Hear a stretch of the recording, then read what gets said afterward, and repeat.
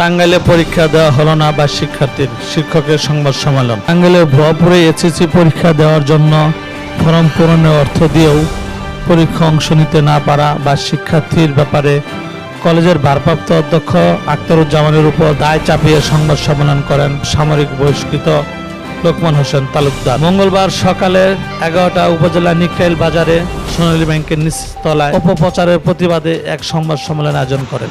অধ্যক্ষ মহোদয় বলেন, তোমাদের ফর্ম পূরণ হয়ে গেছে, শনিবারে তোমরা অ্যাডমিট নিও।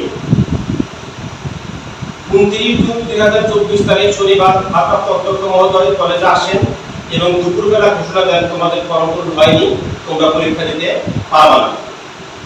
তোমরা লোকমানের কাছে টাকা দিয়েছো, তার কাছে যাও, সে কলেজে বা বোর্ডে কোথাও টাকা জমা করেনি। ছাত্ররা আমার কাছে আসলে আমি ঘটনাটি জানতে পারি এবং আমাকে ফাঁসানোর জন্য কলেজ কর্তৃপক্ষের এই গর্হিত অপচেষ্টা প্রসঙ্গটি বুঝতে পারি।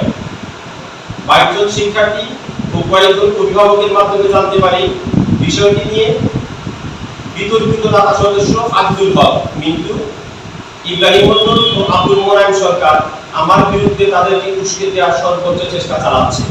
আমাকে বরখাস্ত করার একটি মাধ্যম তৈরি করায় বিনা মানুষে টাকা প্রদান ছাড়া অবৈধ পন্থায় দাতা সদস্য হওয়া মোহাম্মদ আব্দুল হক মিন্টু, জাল সনদ নিয়ে চাকরি নেওয়া লাইব্রেরিয়ান মোহাম্মদ আব্দুল মোনায়েম সরকার, সাবেক অধ্যক্ষ জনাব সাইদুল ইসলাম কর্তৃক প্রদত্ত 2 লক্ষ টাকা জুন 2022 মাসে অগ্রণী ব্যাংক ভুয়াপুর শাখায় কলেজের অ্যাকাউন্টে জমা হয়ে কলেজের সোনালী ব্যাংক নিকার শাখায় জমা করে খরচ হওয়া রেজুলেশন থাকা সত্ত্বেও তা না করে ইব্রাহিম মন্ডল প্রভাষক প্রাণীবিদ্যা কর্তৃক তা আত্মসাৎ করা এবং কোন রকম ইলেকশন না করে বিশেষ পরিবেশ তৈরি করে ইব্রাহিম মন্ডল, মোহাম্মদ আব্দুল মোনায়েম সরকার ও অঞ্জনা দে এর টিআর হওয়া নিয়ে আমি সোচ্চার হওয়াতে তার গোপনে ও প্রকাশ্যে আমার বিরুদ্ধে লেগেছে।